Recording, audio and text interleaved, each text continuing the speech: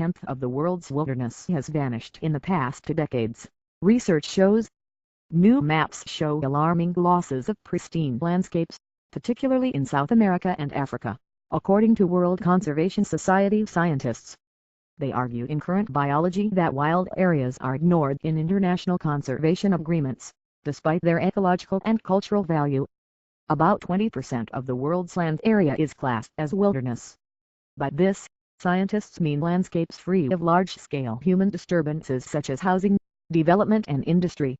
The majority of these untouched spaces are found in North America, North Asia, North Africa and Australia.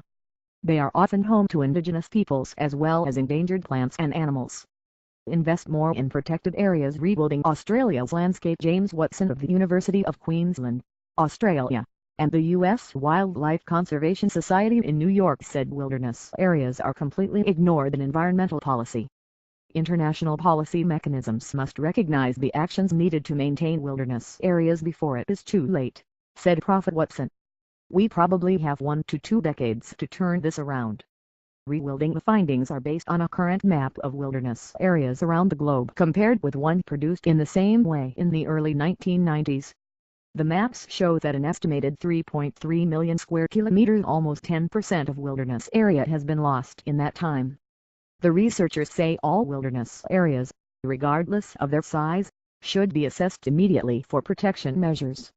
If not, all attempts to restore places to nature, known as a rewilding, will be futile, they argued.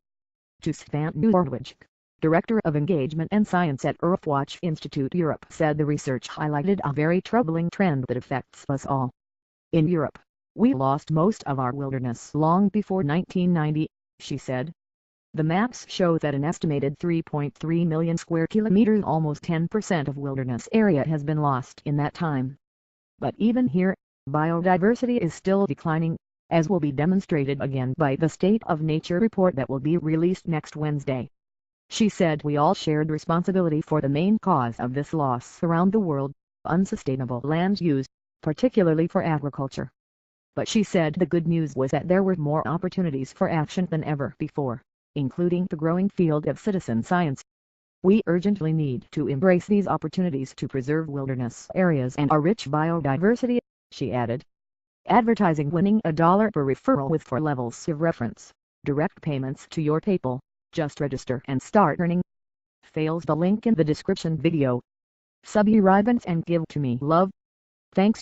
Until the next video.